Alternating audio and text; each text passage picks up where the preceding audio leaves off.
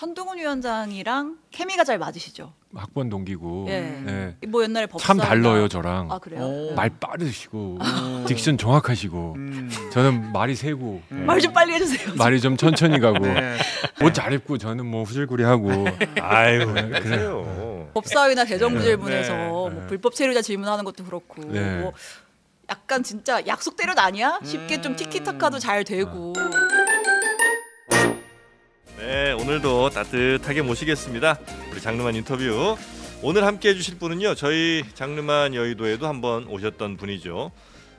이준석이랑 일대를 한번 했으면 좋겠다라고 제가 참 여쭤보니까 그러고 싶진 않다고 얘기하셨던 국민의힘 조정훈 의원님 나오셨습니다. 반갑습니다. 네 안녕하세요 반갑습니다. 네, 그리고 신혜영 기자님도 오늘 함께 하시고요. 안녕하십니까? 네.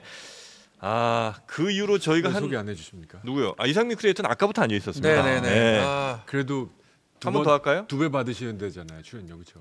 출연료요? 아닌 것 같습니다. 아니에요. 예.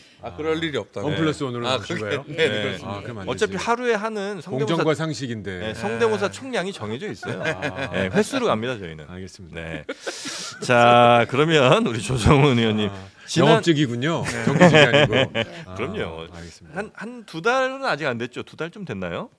저희 저번에 나오셨을 때가 정확하게 제가 그렇죠 한 달 반 뭐 이 정도 아마 되지 않으셨을까 싶은데 음. 그 사이에 이제 출마도 확정이 되셨고 네. 네. 한번 뭐 축하 살짝 드릴까요? 아유 고맙습니다. 네. 분위기 경선- 어떻습니까? 분위기? 경선도 치르고 네. 죽었다 살았습니다. 경선이 굉장히 힘든 경선이었습니까? 어우 신지호 전 의원 뭐 네. 네. 만만치 않죠. 네거티브 없었습니까? 네거티브 제가 아는 바는 없었고. 어. 네. 근데 뭐 죽기 살기로 네네네. 그 돈도 많이 썼습니다. 돈을요? 예, 문자 발신비. 많이 들죠. 네, 얼마나 뿌리셨어요? 그건 제가 영업 비밀이라 네. 휘청거릴 뻔했어요. 몇 통 정도 뿌리셨어요? 그러니까 그 당원들 네. 명부를 한 이틀 전에 줍니다. 네. 그 당에서 공개적으로 네네네. 네. 그분들한테 다 연락하고 몇 번까지 보낼 수 있다 이런 건 없어요? 제한도 없습니다. 아 그래요? 그럼 네. 30분에 한 번씩 계속 보내도 돼요? 그럼 짜증나서 끊어버리죠. 민간을 발신자 잘해. 차단이라는 아. 네, 멋진 기능이 있기 때문에 안 되겠다, 그럼. 네. 요즘 조정훈 후보께서 아이유 씨 노래를 안 듣는다는 얘기가 있어요. 아이유? 이 상대 후보 때문에. 네. 뭐죠? 상대 후보의 성함이 이지은 씨 아니겠습니까? 네. 네. 농담인데. 아이고. 이제 아무도 이해를 연배들이 못해요. 저보다 높으셔서 그런가요? 좀 도와주려 그랬더니 네네네. 왜 그래? 죄송합니다. 아니 뭐 설명이 필요한 개그라고 이지은 후보가 지금 네. 상대 후보 아니겠습니까? 어떤 후보 같습니까? 저 평가시기에. 아마 총경 출신이라고 들었어요. 그래서 아주 훌륭한 경찰이라고 들었습니다. 네. 뭐 전문성도 있고, 네. 그다음에 소신도 있으시고, 네. 그래서 경찰로서는 훌륭한데, 음. 뭐 마포에서 제가 만난 경찰들 다 훌륭하신 것 같아요. 음. 그래서 마포가 과연 치안 전문가가 필요한가? 그래서 출마의 변을 다른 방송에서 들었더니 네. 그 검찰 독재를 종식시키기 위해서 자기가 출마한다. 음. 그래서 제가 마포에서 꽤 많이 실은 아침, 점심, 저녁 다 마포에서 먹는데 네. 네. 검찰 얘기는 한 번도 들어본 적이 없습니다. 유권자들은 뭐가 제일 중요하다고 해요? 마포 주민들은? 마포 주민분들은 네. 돈 받지 말아라. 이제는 좀 바꿔라. 예. 고인물은 썩는다. 네. 이런 좀 큰 얘기 하시는 분들부터 네. 마포 개발을 좀 잘해봐라. 마포 개발이요? 네. 개발 마포가 많이 되지 않았어요? 근데 아직도 네. 연탄으로 난방을 하시는 지역도 있고 대흥동 쪽인가요? 구체적으로 얘기해도 될까? 뭐 염리동 이런 그쪽에도. 데 있고요. 또 공덕동의 재개발. 네. 그래서 저희 지역에 재개발 재건축과 관련된 구역이라 그럴까요? 네. 10개가 넘어요. 네네네네. 그래서 이거 어떻게 할 거냐. 음. 그리고 또 마포가 아직도 학군 유학이 있어요. 학군 유학. 유학이요? 네. 아. 학군 유학이라고 들어보셨습니까? 학군 유학을 저는 뭐 아직까지 그러니까 네. 마포에 신혼부부들 많이 사서 애도 낳는데 학교는 그렇죠. 다른 강남으로 데로 보내요? 더 학군 좋은 동네로 보낸다. 그렇죠. 그 최근에 어떤 분이 우리 아들이 고2인데 네. 이제 친구가 너 아직도 왜 마포 사냐? 아직도 왜 마포 사냐고. 네. 마포 좋은데 아니에요? 좋은 동네 아닙니까? 마포 좋은데 네. 초등학교 이후에 중고등학교가 네. 마음에 안 들어서 집은 안 파세요. 마포 좋으니까 네. 이 6년간 목동이나 강남 서초로 6년 동안 갔다가 그래요. 아이들 대학 보내고 다시 리턴. 그래서 학군 유학. 이에 대한 얘기가 굉장히 많습니다. 그래서 저는 제가 뭐 여러 인터뷰들 하면서 두 가지인데 하나는 이제 교육개혁. 그래서 제가 마포를 서울 최초의 교육발전 특구로 만들겠다 네. 공약을 했습니다. 그래서 교육부도 적극 검토하겠다 네. 하셨고요. 근데 이제 사실 마포 지역이 이제 민주당 노웅래 의원부터 해가지고 그 선대까지 해가지고 한 40년 민주당 44년. 민주당 40년 의원이 플러스죠. 당선됐잖아요. 근데 네. 그거를 이제 민주당이 지역구 의원 하는 동안 잃어버린 40년이다라고 네. 표현을 하셨는데 네. 사실 마포가 많이 발전한 것도 맞잖아요. 뭐 아파트도 많이 들어섰고 뭐 이렇게 번화가도 더 활성화되고 있고 단순히 뭐 민주당 의원들 있는 동안 다 못했다 이렇게 볼 건 또 아니지 않나. 완전히 그렇게 봐야 된다 생각해요. 아 그런가요? 아 완전히 그렇게 그래요. 봐야 완전히 됩니까? 그렇게 봐야 마포 된다고 살기 생각해요. 좋아졌다는 얘기 많이들 하는데. 맞아요. 네. 근데 정치가 네. 제 역할을 못해서 네. 저는 난개발이 되고 있다 생각해요. 음. 저는 개발 전문가잖아요. 어. 건물 위에 올라가서 네. 밑을 내려다보면 대충 보여요. 하수구가 어떻게 돼 있고 도시계획이 이렇게 돼 있었고 아. 이렇게 네. 돼 있었구나. 네. 근데 마포는 단지별로 개발은 잘 돼 있습니다. 네. 마레프로 상징되는 그렇죠. 네. 아현동 대장 아파트. 그렇죠. 아파트 주민이 93%, 92%, 그 정도. 막 정말 84제곱미터 그냥 수십억 하죠. 수십억까지. 15억이 훨씬 넘습니다. 아, 네네. 네. 그런데 이 단지만 지나가면 음. 또 오래된 주택들이 있어서 이게 큰 그림이 나오지가 않아요. 교통은 어떻게 할 거고 이렇게 많이 바뀌었는데 학구는 또 없고 또 공원이 없어가지고 아이들이 축구할 때도 없고 마포에 있는 초등학교는 100m가 나오지가 않아요. 어떤 초등학교도 100m 달리기 할 운동장이요? 운동장이 없어요. 옛날 옛날- 예전에 그 고등학교 때도 네. 이옆 학교가 대각선이 딱 100m였어요. 그래서 매트리스 놓고 그래서 걔네들은 그 교문 밖으로 달려나갔어요. 실제로 진짜. 그렇죠. 왜냐면 교문 한 딱 1m까지가 딱 100m였거든요. 네. 대전 넓지 않아요? 네? 대전 학교들 네. 넓지 않아요? 30년 전 얘기죠. 뭐지? 무슨 말씀이세요? 근데 진짜 그 학교 있었어요. 그래갖고 막 달려요. 그렇죠. 달리다가 딱 교문을 마치 그 우리가 저 무슨 100m 달리기 저 올림픽 같은데 보면 마지막에 이렇게 딱 테이프 끊으면서 이렇게 가지 않습니까? 걔네들이 딱 교문 나서면서 이렇게 해서 아예 그냥 그 길로 저 집에 가는 집으로 가는 애들도 있고. 저희 중학교는 너무 가까워서 매트릭스를 붙여놨어요. 걸려 부딪히는 거예요? 부딪힐까봐 뛰어서 너무 가까우니까 100m가 속도 못 줄이니까. 그래도 100m는 달렸거든요. 네. 마포 홍보 이쯤에서 정리하고 할까요? 넘어갈까요? 알겠습니다. 알겠습니다. 마포에 충분히 필요한 건 하셨습니까? 치안 전문가가 아니라 네. 개발의 완성자다. 근데 민주당 후보라고 뭐 검찰개혁, 경찰개혁만 하라고 나온 건 아닐 거 아니에요. 이제 또 공약을 기다리고 있습니다. 아. 그 후보께서 도대체 뭘 하러 나오셨는지 아직 발언한 적이 없기 때문에 네. 검찰 개혁 빼고 네. 네. 네. 당 얘기 좀 해볼까요? 네네네. 최근에 그 모 방송에 나오셔가지고 문재인 정부는 경제 점수는 40점이다. 윤석열 정부는 지금 3년 차에서는 75점 정도 줄 수 있다 이렇게 평가하셨어요. 왜 75점? 이게 편차가 왜 이렇게 심한 겁니까? 첫째 부동산. 아, 저는 문재인 정부에서 용서 못할 게 한 가지가 있는데 네. 3억짜리 아파트를 10억 원 만든 거 그건 제가 용서가 안 돼요. 그거는 다시 내려갈 수도 없고 지금 10억 아파트가 다시 3억으로 간다고 좋아지는 게 아니에요. 그러면 꽤큰 10억 주고 산 사람들이 네. 아파트가 3억 이거 방법이 없는 거예요. 네. 그래서 이제 이건 10억이 돼버린 거예요. 네. 3억짜리 아파트를 10억으로 순식간에 만드는 이 정책 이건 전 용서가 안 돼요.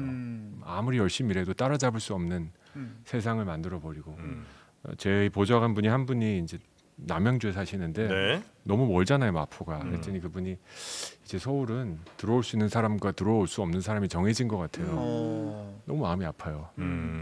전 이건 용서가 안 되고요. 그럼 윤석열 정부는 왜 75점을 주는 점수 거예요? 확 지금 뛰었어요. 예. 물가가 너무 올라서 사람들이 지금 먹고 부동산 살기 정책은 힘들어하는데. 어느 정도 네. 그립을 잡았다고 생각해요. 지금 뭐 부동산이 올라갈 거기 때문에 영끌이 투자하거나 막 미친 듯이 사재기 하는 사람은 없다고 봐요. 그러니까 윤석열 대통령의 무슨 정책이 부동산 가격을 잡았고 문재인 네. 대통령이 무슨 정책이 부동산 가격을 미친 듯이 올리게 부동산 3법이죠. 부동산 3법은 문재인 대통령이 문성 하면서 네. 올라갔다. 예. 예. 지금 뭐 전세 4년으로 하고 네. 부동산 3 그러니까 이자율이 그 금리가 올라가는, 네. 금리가 내려가는 이 상황에서 부동산을 어떻게 움직일지를 몰랐던 거죠. 아, 문재인 대통령이. 그리고 이재명 대표가 경기도 지사 시절에 네. 집은 사는 게 아니고 사는 거다 뭐 이런 이야기 한 적이 있어요. 그러니까 돈 주고 사는 게 아니라 그냥 살게. 다음에 네. 예. 그런 구호를 내세운 적이 있어요. 전 잘못됐다고 생각해요. 음. 저는 집도 상품이라고 생각해요. 음. 사고 파는 거죠. 네. 이걸 인정했었어야 된다 생각해요. 음. 그래서 이 접근의 실패로 네. 3억 아파트가 10억 됐다. 그러니까 윤석열 대통령 뭘 잘한 거예요, 부동산? 10억, 20억 안 됐으니까. 현상 유지를 아무것도 안 네, 해서? 지금 이렇게 되고 지금 점점 하향 곡선을 그리고 있잖아요. 네. 저는 완만한 하향이 답이라고 봐요. 갑자기 폭락하면 네. 뭐 지금 우리 은행의 대부분이 주택담보대출인데 네네네. 이거 부실나면 금융위기 옵니다. 이제 천천히 네. 내려가야 된다고 생각해요. 근데 제가 손해 보는 한이 네네. 있어도 물론 이제 저 문재인 대통령이 어떤 정책이 그 가격을 두 번째도 있습니다. 뛰게 하는데 뭐 요인이 됐을 수도 있지만 우리나라만 뛴 게 아니고 예를 들면 미국의 뭐 캘리포니아 같은 데도 사실은 2배 3배 뛴 동네도 굉장히 많고 뭐 샌프란시스코라든지 뭐 이런 데도 시애틀 이런 데도 정말 상상을 초월하게 올라갔잖아요. 그러니까 그거는 전 세계적으로 돈이 많이 풀리면서 혹은 뭐 이자율이 굉장히 좀 낮아지면서 그런 부동산 같은 자산에 투자하는 것들이 많이 늘어나서 자산 가격이 올라간 것도 있지 않습니까? 되게 재밌어지는데 네. 저한테 이거 몇 분 주실 수 있습니까? 이거 경제 토론으로 가면 월드뱅크 대 와 3% 역시 안 드리겠습니다. 아 그럼 잠깐만 말씀해 주세요. 그러면. 네. 미국의 주택 상승도 사실입니다. 네. 다만 부분적 국지적 상승이었고요. 네네. 그리고 그 지역들은 일자리 고소득으로 인한 부동산 가격 상승이 훨씬 큽니다. 네. 근데 우리는 그 기간 동안에 특정 분야가 고소득을 올렸다라는 정보는 없습니다. 순전히 금리가 내려가서 네. 그리고 부동산 가격이 이렇게 상향이라는 기대 심리가 급격하게 생겨서 그러니까는 실질보다 기대가 네. 값을 올린 거죠. 네. 그리고 앞으로 더 올라갈 거다라는 기대 때문에 30, 40대들이 영끌이로 수도권에서 집을 샀거든요. 네. 저는 그때 두 가지가 망가졌다고 생각합니다. 첫 번째는 우리 청년들이 처음으로 평생 일해서 살아야 되는 세대가 됐습니다. 네. 우리 어르신들은 옛날에 젊었을 땐 몸으로 일하고 나이 들면 벌어둔 돈으로 사는 거다. 힘드니까. 약간 느끼시죠 그런 거? 저요? 네. 저는 요즘 너무 힘들어요. 저도 그래요. 몸이 왜 이러십니까 두 분? 네네네. 네. 프로가 힘들면 네. 우리는 어쩌나. 네. 저희 네. 나 앉아야 됩니다. 네네네. 네. 그랬는데 네. 자산 형성을 할 수 있는 기회를 막아줬다. 저는 이번 정부가 빨리 해야 되는 게 네. 실거주 폐지입니다. 지금 아. 강남 서초에서 분양하는데 네. 목돈 들고 있는 사람밖에 분양을 못 받아요. 그럼 안 된다 생각해요. 젊은 층에게도 전 분양해서 뭐 전세 주고 살 수도 있게. 또는 네. 매매할 수 있잖아요. 네네. 당첨되면 아. 프리미엄 몇 억 붙잖아요. 네. 제가 몇 년생인지 아시니까. 알죠. 네, 제 때는요 대학 가서 부모님 네. 잘 사는지 물어보려면 이사 몇 번 했는지 물어보면 딱 답이 나왔어요. 54년생이시던가요? 이거 허위 사실 뭐 이런 건데 이거 네. 아유. 근데 이제 그런 시대가 찌릿찌릿. 우리 동년배 비슷한데 에이 그러면은- 무슨 말이에요? 찌릿찌릿. 네. 그런데 이제 네. 지금은 이제 완전히 그 기회 자체가 박탈됐다. 그렇죠. 청약을 네. 넣어도 진짜 살고 싶은 동네에 당첨될 자격조차가 없어요. 그러면 안 된다 생각해요. 네. 근데 마포 주민들은 또 어떻게 보면 마포 주민들의 상당수는 문재인 정부의 부동산 폭등에 수혜를 입은 분들도 꽤 있잖아요. 그렇겠죠. 예스 앤 노예요. 왜냐면 전세 들어 사신 분도 많기 때문에 참 좋은 동네인데 살 엄두가 안 난다. 전세 들고 월세 드는 분들 저희 유권자잖아요. 네네. 네. 그래서 그 집 갖고 큰 돈 벌었다. 네. 집 갖고 폭삭 망했다. 이런 얘기 없는 나라가 좋은 나라 같아요. 윤석열 정부가 채워야 될 25점은 어떤 의미예요? 아 75점 주셨는데 그 네네네. 25점 뭐 하면 더 주실 거냐? 이 소상공인들 네. 경기가 너무 나빠요. 고물가, 네, 저는 소위 고금리. 거시 경제, 네. 외환, 네. 무역, 환율 이거는 관리 잘하고 있다고 생각해요. 오. 약간 우리가 로또 맞은 것도 인정. 정말 특출한 한국은행 총재 아. 임명해가지고 네. 외환 관리 잘하고 있고 또 금리가 문재인 정부 이후에 네. 저희한테 우호적으로 바뀌고 코로나도 끝나고 네네네. 그 외생 효과 있는 거 인정. 네. 그런 효과에 다 합쳐서 75까지 갔는데 네. 나머지 25는 소상공인 분들 네. 제가 지난 몇 달 전인지 기억은 안 나는데 네. 선거철이라 허위사실 얘기하면 안 되기 때문에 그냥 들어갔다가 혼난 적이 있어요. 부동산 사무실 들어갔다가 조정훈이다 그랬더니 무슨 면목으로 여기를 왔냐. 네. 예. 그랬더니 올해 내가 매매 거래를 한 건도 못했다. 20년째인데 네. 처음이다. 아. 정치인들 다 보기 싫다. 근데 그 자리에서 제가 부동산 거래하시는 분이신데 부동산 중개업 사장님 네. 매매 거래를 한 건도 못했대. 근데 그 전년도에 엄청 하셨을 거 아니에요. 그런 얘기 거기서 하면 정치 못하죠. 아니 그렇게 해서 잠깐만 이게 약간 좀 화난데 부동산 월드뱅크 출신인데. 아니 부동산 네, 네, 한건 전 정치인인데 한건 거래하면 막 수천만 원씩 요즘 집값이 많이 오르고 전세값이 비싸기 때문에 네. 저도 한번 전에 전세 계약 들어갔다가 400만 원인가 낸 거예요. 전세 적게 계약 낸 거예요. 네? 그 정도면 적게 낸 거예요. 그래요? 네, 요새 막 1000단위로 많이 낸 그러니까 거예요. 그런 거 한 달에 몇 건만 있어도 여기 공인중개사 분들도 많이 들으시는데 이 프로 어쩌시려고 지금. 그러나 그분들 네. 매매 어려우면 모두가 아니, 사연이 아니, 근데 있다. 부동산만 어려운 건 아니고 사실 맞아요. 말씀은 자영업자 자영업 너무 하시는 힘들죠. 분들. 네. 그래서 저는 앞으로 이거는 제 개인적인 생각인데 네. 자영업자분들은 이제 사장님으로 간주하지 말고 노동자성을 인정해야 된다 생각해요. 제가 코로나 때 제일 화났던 게 소속 없는 노동자 정도로. 그렇죠. 특히 자기 건물이 아니고 임대료 내는 분들, 네. 그냥 부부가 하시는 분들 음. 이런 분들 월급이 최저임금 이하도 있어요. 맞아요. 많아요. 네. 근데 코로나 때 이 지원 정책, 음. 근로자 지원 정책에 혜택을 하나도 못 받았어. 왜냐면 사장님이라고. 사장님이라고. 네네네. 근데 이분들이 이제 사장님 아닌 거 준 노동자라고 인정했으면 좋겠어요. 그래서 각종 혜택에 좀 보도록 네. 좀 그런 좀 혁신적인 정책을 좀 만들고 싶어요. 근데 의원님이 여태까지 내셨던 경제 전문가시니까 주로 경제 정책들 많이 내셨는데 제 기억에 남는 게 뭐 기본소득법 이재명 대표보다 먼저 뭐 먼저 했죠. 얘기하고 그때 뭐 시장 선거하고 할 때 막 좀 이렇게 연계도 하시고 뭐 맞습니다. 코로나 재난지원금도 최초로 제가 제안하신 걸로 알고 있고 맞습니다. 주 4일제 맞습니다. 노동자들이 아주 환호할 만한 주 4일제 정책도 내셨고 맞아요. 근데 지금 이제 국민의힘 소속으로 의원이 되시면 또 경제 정책들 지역구뿐만 아니라 이제 그냥 의원으로서의 경제 정책도 발표를 하실 텐데 국민의힘의 컬러와 맞으세요? 저는 보수 정당에서 이런 거 해야 된다 예, 생각해요. 뭐 법인세 깎아주는 정책 뭐 이런 것들 컬러가 맞으세요? 저는 법인세 삭감은 법인세 깎아주는 건 맞으실 것 같고. 왜 그렇게 생각하시죠? 아니 왜냐면 네. 보통 국민의힘이 법인세 감면 뭐 이런 거 좀 많이 보수정당. 얘기하잖아요. 그렇죠. 왜냐하면 성장에 도움이 되기 때문에 네. 네, 그냥 막 깎아줄 수는 없죠. 예. 그러면 예산 정책을 못 하니까. 음. 근데 뭐 그건 그렇다 치고 네. 저는 주사일제도 네. 제가 얘기하기 전에 세상이 앞서 나가고 있다 생각해요. 제가 2021년 20년 겨울부터 주사일제 우리나라 최초로 주장했던 사람이에요. 네. 그때 난리 났었어요. 저 새끼. 예. 저놈 발음 미쳤구나. 말고, 네. 발음 네. 말고 땡땡 미쳤구나. 네.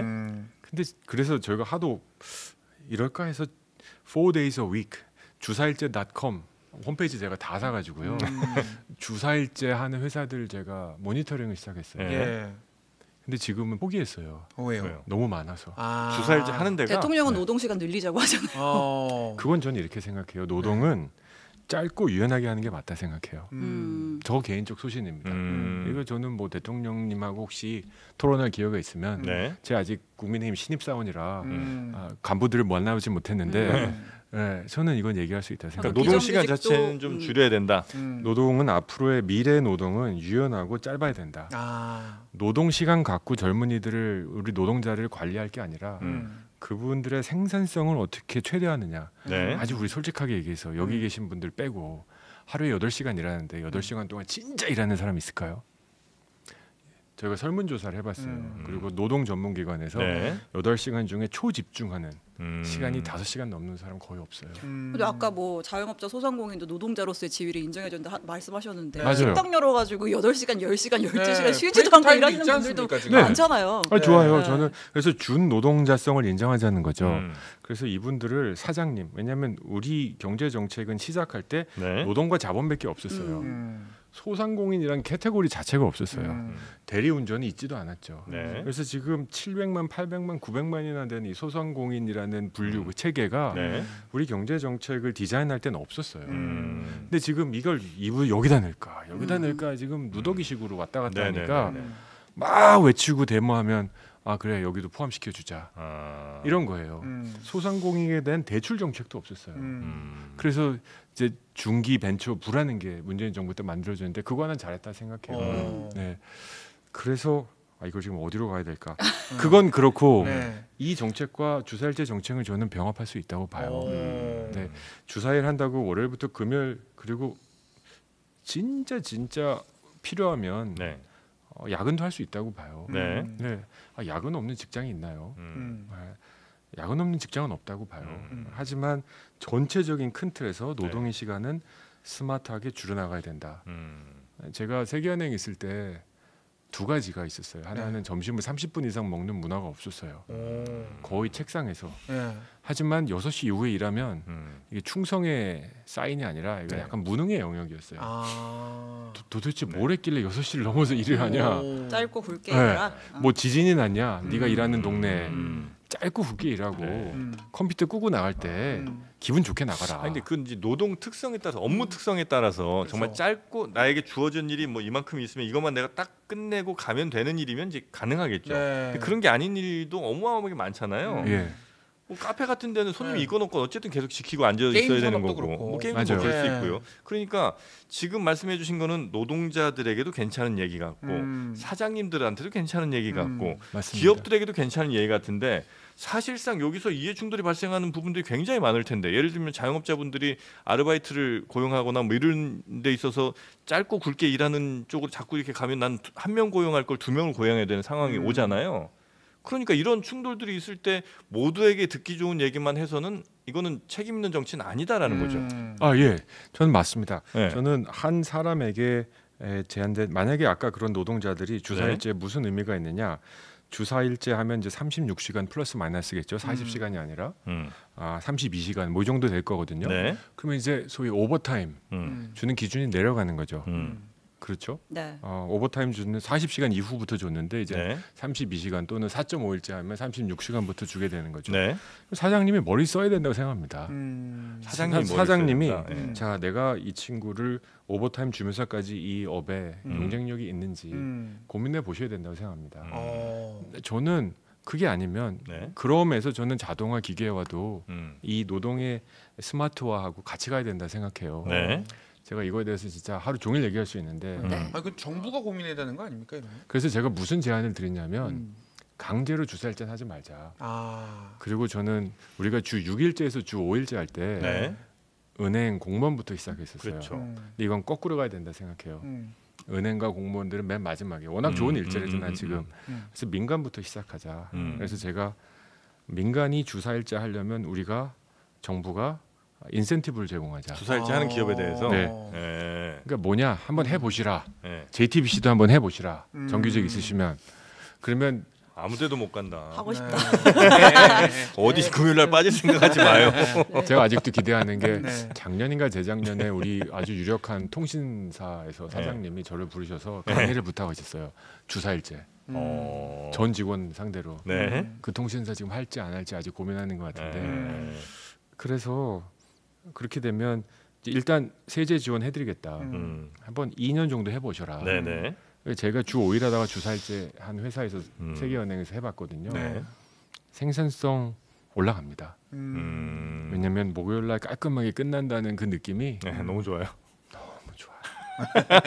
아, 이거 진짜로 좋으셨나 보다. 영어로 치면 no turning back. 아, 한번 무슨 남성 정력제 광고처럼 네. 한 번 맛보면 돌아갈 수 없어요. 아, 그런 그렇습니까? 광고가 있었습니까? 아, 네. 리볼드 아르기닌인 것 같은 그런 느낌이 자연스럽게 PPL 로. 그런 느낌인 모양이네요. 이렇게 들어야 됩니까? 네. 이렇게? 네, 그건 읍철리 커피입니다.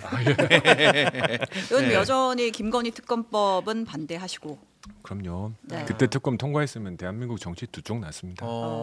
그게 이제 어떻게 보면 이제 국민의힘으로 오는 가장 결정적인 어떤 아니요. 전환점 이런 거였네요. 그건 아니었다고 생각해요. 저는 얼마 전에 조국 그 이제 대표라고 불러야 될까요? 네. 조국 혁신당 당 대표시죠 이제. 네네. 뭐 창당하는 이유가 조정훈 때문이라고 했는데 사실관계도 틀렸다고 생각하고요. 진짜 이 자리를 빌어서 정중히 사실관계 틀린 건 항의하셔야 된다고 사과하셔야 된다고 네네네. 생각합니다. 어떤 거죠?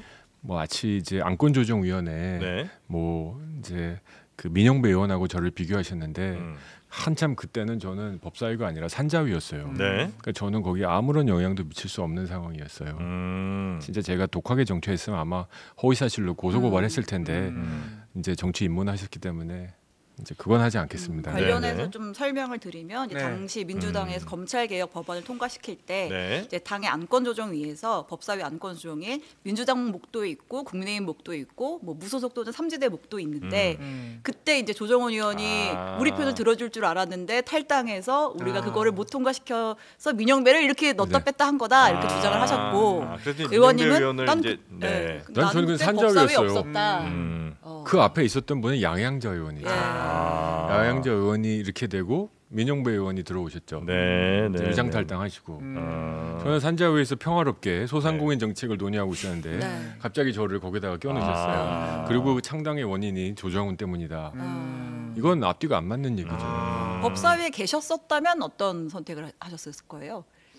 법사위에 있었다면 조국 대표가 말한 대로 검찰개혁 찬성표를 주셨을 겁니까? 아니면 아니요, 저는 안건 조정은 해볼 생각은 있습니다. 예. 이 안건 조정이라는 게 대화가 필요한 합의가 안 되는 거를 집중 소그룹체를 만들어서 집중 논의하자잖아요. 네. 이거 왜 반대하겠어요?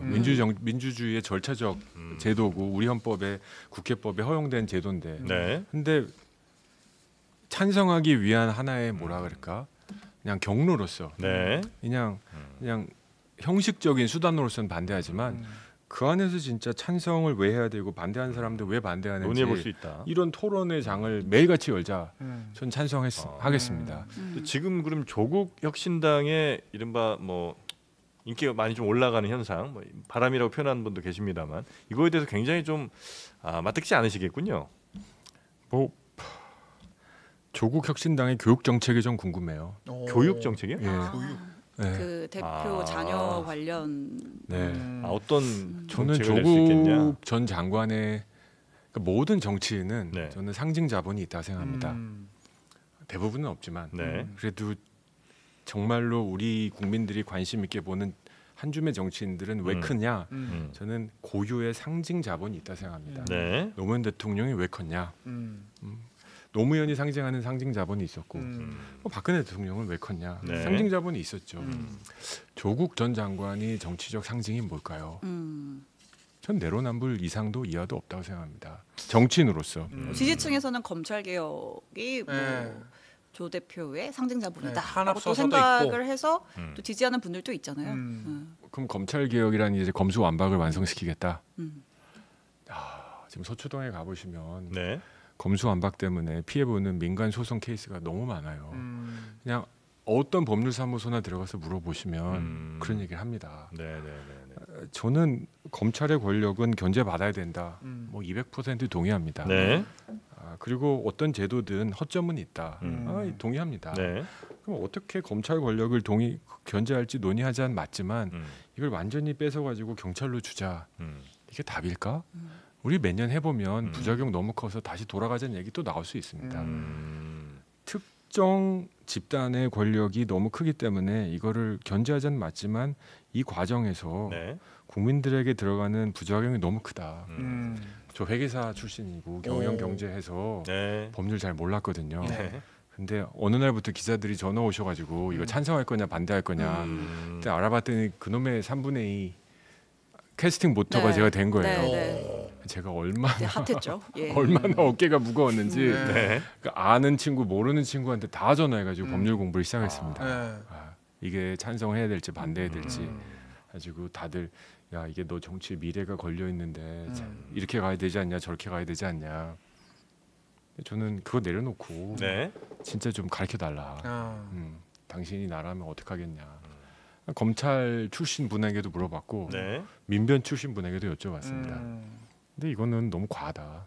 아, 네. 두 사람 다. 근데 방향은 맞지만 이 과하다. 법안 자체는 예. 너무 과하다.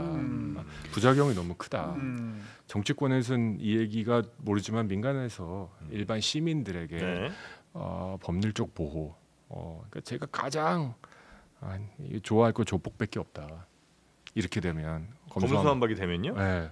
그래서 이런 얘기들까지 저한테 사석에 해준 분이 계세요. 왜 조폭이 제일 좋아요? 왜냐하면 검찰의 권력이 작아지니까 검찰의 권력이 작아지니까 범죄자들이 자신들의 뭐라 그럴까요? 자신들의 범죄를 그 뭐라 그랬죠? 검찰 기소하고 수사할 네. 힘이 약해지는 건 좋지 않냐? 그럼 경찰이 잡으면 될까요? 경찰이 네. 있지 않습니까? 그렇죠. 경찰도 네. 할 수 있지만 네. 글쎄요. 그분들은 그런 얘기를 좀 많이 하셨어요. 네. 검찰이 좀 해야 될 그런 수사들 강력범죄나 이런 것들이 분명히 있기 때문에 이거는 검찰 수사가 좀 더 강력하게 이루어져야 될 부분이 있다. 네. 경찰 분들이 좀 네. 섭섭하실 것 우리도 같은데. 수사 잘하는데 어. 범죄인들 활기 못 끼치게 우리가 그렇죠. 잘하는데 네. 아니 그것까지는 아니, 그것도 논의해 볼 수 있다 생각해요. 그런데 그러면 검찰을 권력을 경찰로 가면 범죄를 더 잡을 수 있다라는 주장도 검증되지는 않은 거잖아요. 더 잡는다기보다는 검찰의 권력이 비대하니까 이것을 나눠서 보겠다. 기소와 수사를 분리해서 가겠다. 2년 전으로 다시 네. 돌아가는 것 같은데 네. 네. 그 비대함의 핵심이 뭘까요? 비대하다는 거의 네네. 핵심. 왜 기소를 비대할까요? 완전히 이제 독점하잖아요. 예. 검찰이. 네. 예. 그러니까 검찰이 범죄라고 생각하지 않으면 그 어떤 범죄도 성립할 수가 없게 되는 거잖아요, 사실상. 그렇죠. 예. 그러니 그런 것도 사실은 검찰이 완전히 독점하는 것도 문제인 것 같고 또 근데 검찰이 완전히 경찰보다 더 위에 있는 상급 기관처럼 지금 인식되거나 행동하는 경우들이 되게 많지 않습니까? 왜냐하면 수사지휘를 막 하니까 그런 것들도 문제라고 얘기하신 분들이 있죠. 있죠. 네. 저는 그거보다 더 중요한 게 누가 검사의 역할을 하느냐라고 생각해요. 네. 누군가는 기소를 해야 되잖아요. 그렇죠? 네. 그리고 기소권을 너무 남발할 수도 없는 거고 뭐 여기 있는 4명 아무나 기소할 수도 없는 거고 근데 저는 그 제도를 어떻게 운영하느냐의 핵심은 네. 어떤 생각과 경험과 전문성을 갖고 있는 사람들이 검사의 역할을 하느냐라고 생각합니다. 진짜 내가 권력으로 가기 위한 수단으로서 네. 검찰 몇 년 한 다음에 누구 좀 봐주고 스폰서 받고 그래가지고 내가 나와서 똥똥거리고 잘 살아야지 네. 하는 사람이 들어가면 무슨 제도가 있던 망가질 거고. 그 개인의 인성에 우리가 맡기기엔 너무 좀 위험하거나 너무 큰 권력 아닌가요? 전 동의합니다. 네. 그래서 이 검찰 권력을 어떻게 견제할지 만약에 네. 특정 검사가 자신의 개인적 이익을 위해서 기소권을 남발한다. 이거는 처벌 대상이겠죠.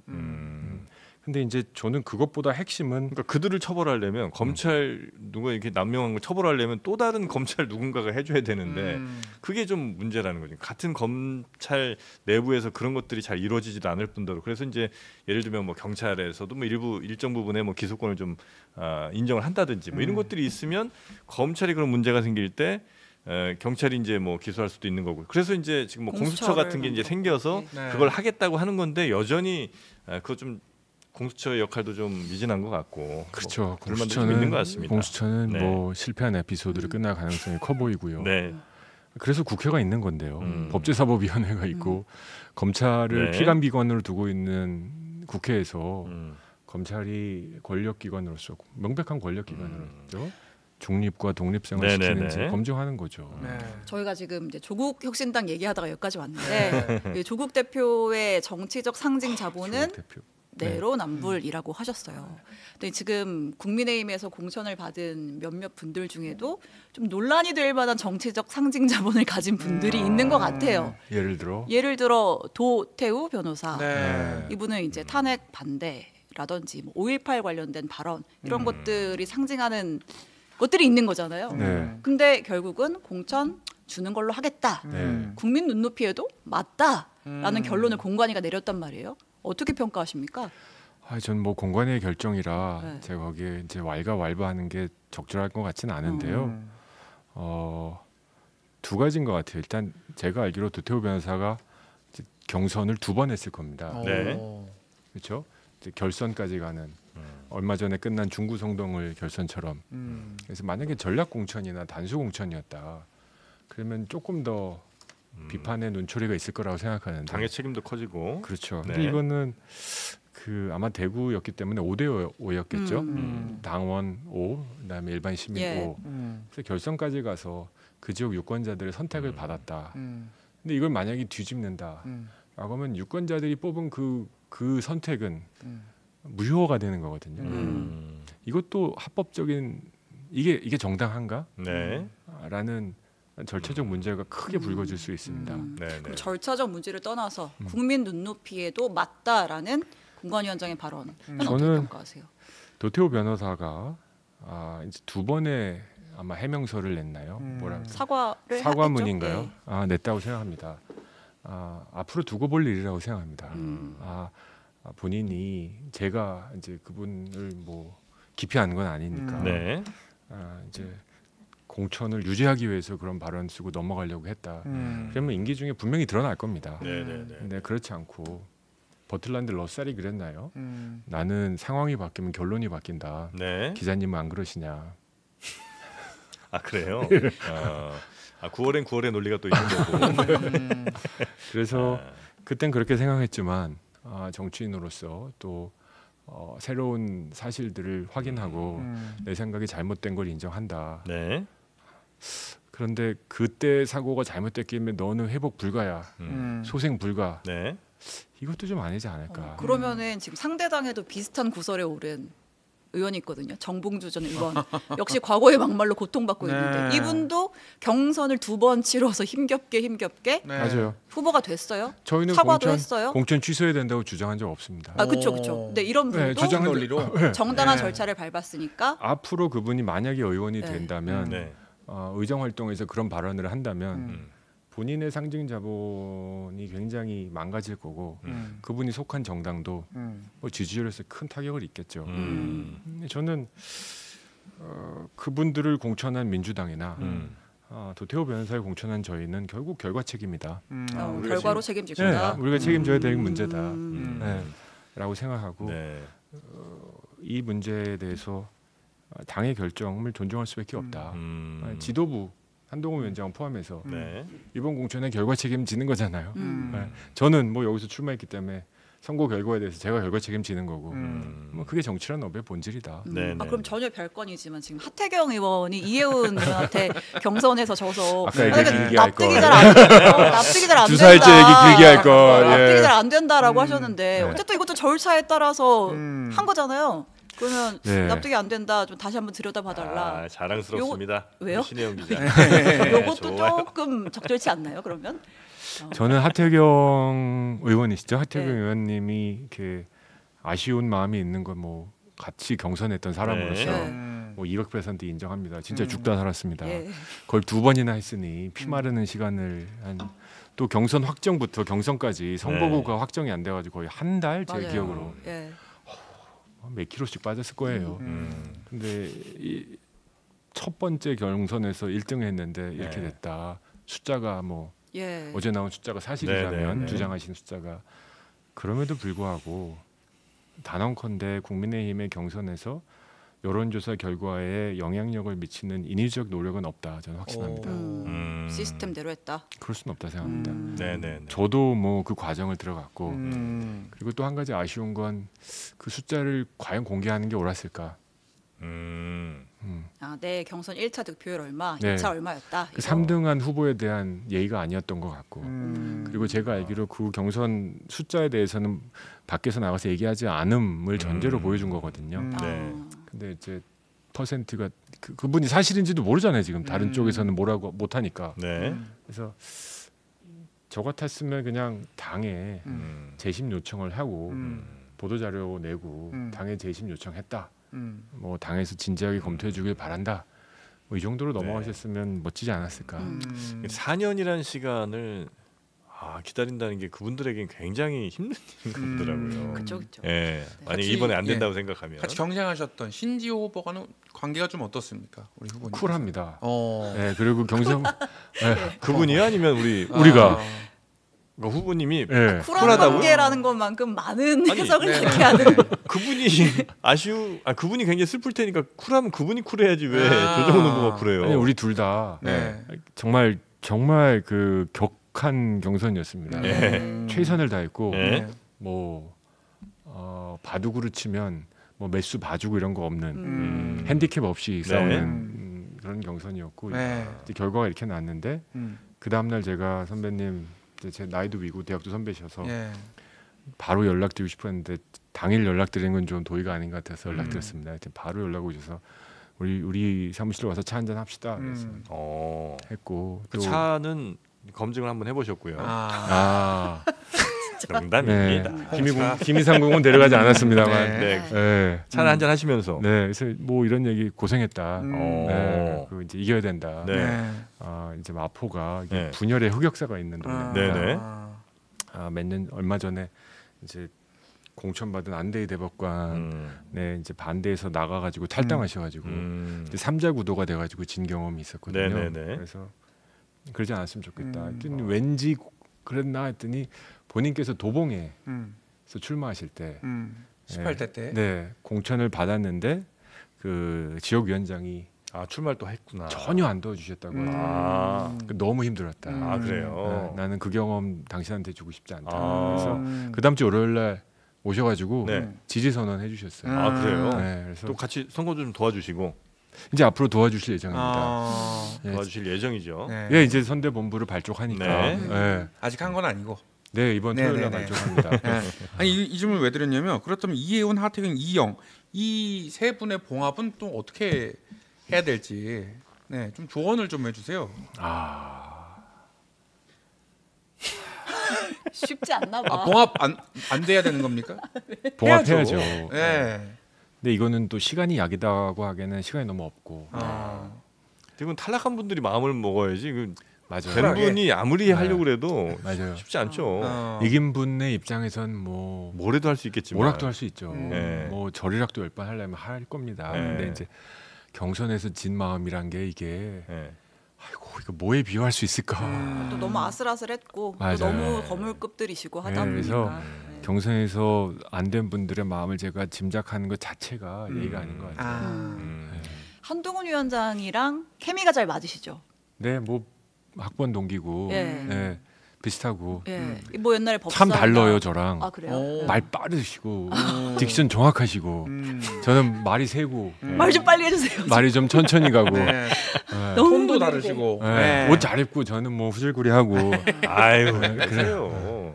오늘도 그래서- 크지 않습니까? 네. 법사위나 뭐 법사위나 대정부질문에서 네. 뭐 불법 체류자 질문하는 것도 그렇고 네. 뭐 약간 진짜 약속 대련 아니야? 쉽게 좀 티키타카도 잘 되고 약속대로는 없죠. 그런 건 없나요? 네. 뭐 이렇게 법사위 할 때 장관 시절에 또 이렇게 또 만나면 또 얘기도 잘 통한다 이런 얘기들 기자들한테 해주시고 그건 이제 어느 네. 정도 그 말씀하신 그 대련 이후에 예.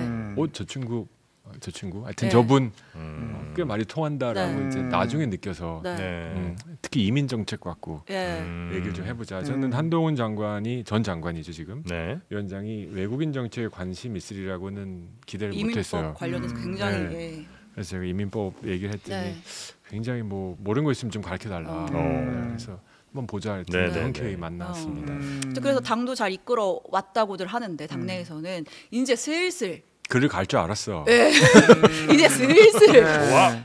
이제 슬슬 국민의힘의 시간이 조금 지지율이 계속 좀 오르다가 네. 이제 정체가 되고 민주당의 공천 국면이 수습이 되면서 아 한동훈 위원장이 여태까지는 민주당에서 워낙 시끄러우니까 잘하는 것처럼 보였는데 예를 들면 뭐 도태우, 예를 들면 뭐 이종섭 관련해서 명확한 연동석. 입장을 못 낸다. 한동훈의 한계다. 한동훈의 한계의 시간이 시작된 거 아니냐 이런 비판도 있습니다. 팩트 체크 한동훈 네. 위원장이 언제 위원장이 됐죠? 언제죠? 한동훈 위원장이요? 12월인가? 예. 한 날짜가 잘 두 달 좀 기억이 안 나네요. 두 달 좀 더 됐나? 2달 됐나요? 아 확인해 보겠습니다. 네. 예. 작년인가요? 올해인가요? 김준일 다시 불러주세요. 김준일 팩트 체커. 걸어다니는 네이버. 예, 제가 바로 체크하겠습니다. 네. 위원장 된 거. 예. 네. 왜요, 근데? 저는 최장수라고 생각해요. 어. 비대위원장으로. 아니요, 이 정도의 열기를 이렇게 유지한 오래 사람. 유지하기가 이건 솔직히 순전히 개인기였거든요. 뭐 시스템이 도준 게 있습니까? 언제입니까? 저 맞았어요. 작년 12월 봤습니다. 11월 언제입니까? 3달 됐나요? 그쵸, 3달 정도 됐겠죠? 네. 아, 날짜도 말씀드려야 되나요? 거의 100일 끌고 오는 시간까지 거잖아요. 예, 예, 예. 예. 이 정도로 올해 국민의힘에 대한 지지든 화제든 뉴스든 이렇게 이끌어온 사람은 한동훈 비대위원장 유일하다. 뉴스량을 압도했잖아요. 예. 네, 뉴스량을 압도했잖아요. 그만큼 이슈 선점 잘하고. 네, 개인기로 100일을 끌고 올 수 있는 정치인이 우리나라에 몇 명 될까요? 저는 한동훈 장관 정말 자꾸 한동훈 장관 네. 한동훈 위원장 그 굉장한 역할을 하셨다. 거의 물론- 한동훈 바라기 가까이 지금. 아니, 친한으로. 같이 선거를 하는 입장에서 네. 너무 고마워요. 고맙죠. 아. 그거- 근데 한동훈 위원장이 수도권 선거에서 이 발언은 좀 요렇게 해줘야 우리한테 도움이 되는데 싶은 것들이 있잖아요. 뭘까? 목련. 아니 말고 여러 가지 이슈에 서울 대해서. 편이 아. 그건 뭐 저도 그걸 만드는데 역할을 안 했다고 할 수 없기 때문에 뭐 일 수도 있고 네. 조금 더 정치적인 이슈일 수도 있고 아이고 이 이 정도면- 얘기가 김건희 여사 얘기일 수도 있고. 이 얘기가 3월 13일 날 나온다는 거는 예. 굉장히 좋은 겁니다. 어. 많은 기자님들이 네. 한동훈 장관 한 달 못 간다. 음. 기억하세요? 잘 한 달 못 버텼다. 간다. 연말이면 바뀐다. 네네네. 그런 얘기 저 아주 많이 기억납니다. 근데 지금 3월 중순까지 끌어들였다. 이건 개인기로 최대한 간 거다. 레슬링도요. 아무리 뛰어나도 한 판 하고 나면 바톤 터치합니다. 네. 링 밖에 나와서 좀 쉬어요. 지금 그럴 때가 온 거다. 이제는 혼자 254개 지역구 다닐 수가 없잖아요. 네. 네, 이제는 좀 팀플레이 할 때가 왔다. 네. 운동 선대위원장 체제로. 네, 네. 그리고 이제 이 30일 가야 되는 거고 그때 또 다른 뭔가를 보여줘야 된다. 맞죠? 뭐 왜냐하면 실증 나는 분이 죄는 아니니까. 네. 그렇죠? 뭐 드라마 제작하는데 시청률 떨어지는 게 시청률 탓하면 시청자 탓하면 드라마 안 만들어야죠. 근데 뭔가 새로운 또 제주와 뉴스를 만들어야죠. 네. 근데 그렇다고 지금 해온 걸 부정할 수는 없는 거다. 네. 알겠습니다. 근데 야권에서는 정권 심판론을 얘기하다가 네. 지금 그거 아무 의미 조국혁신당에서 네. 한동훈 특검을 하겠다고 해요. 네. 이제 한동훈 위원장 개인을 공격하는 또 네. 그런 법안을 발의하겠다라는 건데. 특검이란 단어가 이렇게 쉽게 쓸 단어는 아니에요. 네, 정말로 극단의 조치거든요. 우리가 갖고 있는 사법 시스템을 넘어가는 어떻게 보면 우리가 갖고 있는 기존의 사법 시스템에서 무슨 문제가 심각하게 있기 때문에 특별히 검찰을 임명해야 된다는 네. 건데 민주당은 특검 단골 고객이야 그냥 무조건 특검으로 직행해. 언젠지 모르겠습니다만 민주주의 발전을 위해서 민주당도 언젠간 한번 또 재집권 할 수 있잖아요. 예. 그럼 검찰 자기 법무부 장관 자기네가 임명할 텐데 만약에 상대편이 계속 특검만 얘기하면 그땐 또 뭐라 그럴까? 특검 남용한다. 저는 정치의 정상화를 위해서는 시스템 안에서 해결했으면 좋겠어요. 시스템 안에서. 그리고 네. 그 되지도 않을 거든 다 알잖아요. 대통령이 그걸 수용하겠어요? 그냥 던지고 본다 아니에요. 아. 말이 자극적이다. 네. 한동훈 특검.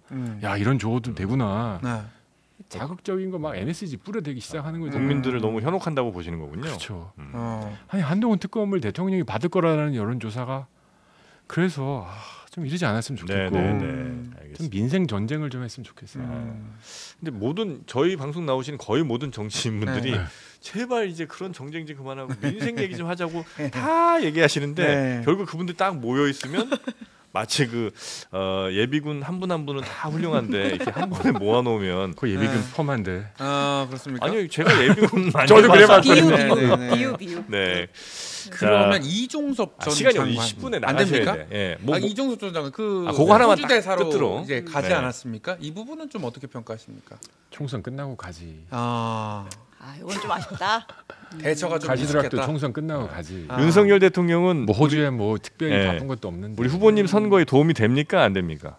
전 도움이 된다 생각. 윤석열 대통령이 예. 사진 거셨습니까? 한동훈 장관 저는 누구랑도 안 겁니다. 오 네. 한동훈 사진도 안 걸고. 예, 안 겁니다. 오. 한동훈 사진은 가슴 속에 품고 있다는 얘기가 있어요. 아, 이거 벌려보세요 이거. 슈퍼맨도 아니고. 없어. 네. 네. 예. 엄청 말려. 저 대통령도 역시 도움은 좀 되고 있다.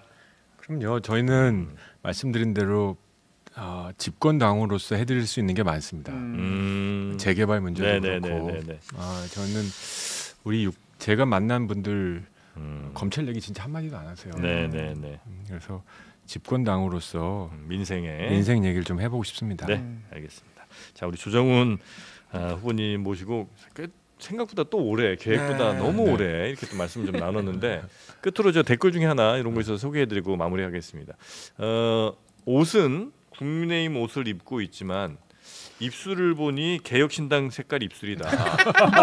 혹시 또 다른 생각하고 있는 거 아니냐? 아니죠? 그냥 입술만 네. 입술이 에어 오렌지. 너무 주황이야. 아, 네. 그렇군요. 뭔 입술을 이렇게 이쁘게 칠했어요? 분장 선생님이 좀 선생님이 입술을 본인이 칠하고 나오는 출연자가 있습니까? 네, 분장 선생님 개혁신당 네. 당원인 거 봅니다. 한번 확인해 보시죠. 네. 예. 자, 우리 오렌지 입술에 네. 빨간 니트를 입고 오신 우리 조정훈 후보님, 국민을 위한 또 민생을 위한 그런 정책들 많이 연구하시기 바라겠고요. 오늘은 여기서 보내드리도록 하겠습니다. 괜찮으시죠? 예, 감사합니다. 네, 고맙습니다. 네, 감사합니다. 우리 신혜영 기자님 그리고 이상민 크리에이터도 고생 많으셨습니다. 네, 감사합니다. 네, 이상민 크리에이터 특히 오늘은 2시간 내내 네. 함께 하시느라고 정말 고생 많았습니다. 핑핑 돌고 있습니다. 네. 건너가자. 네네. 한번 하시죠. 아무것도 네. 한 번도 안 했는데. 아니, 그 내가 좋다면서 사진 하나 안 거는데 무슨 할 말이 있습니까? 민생이 중요합니다. 데이터 이게 다 돈입니다. 아니 한 번 마포에 오셔야지 제가 걸죠, 대통령님. 대구에 갈 일이 있는데 그거는 대구에 가겠습니다. 알겠습니다. 그러면 저희는 내일 오전 11시에 다시 한없이 가벼운 정치 토크쇼로 돌아오도록 하겠습니다. 오늘도 함께해 주신 여러분 고맙습니다.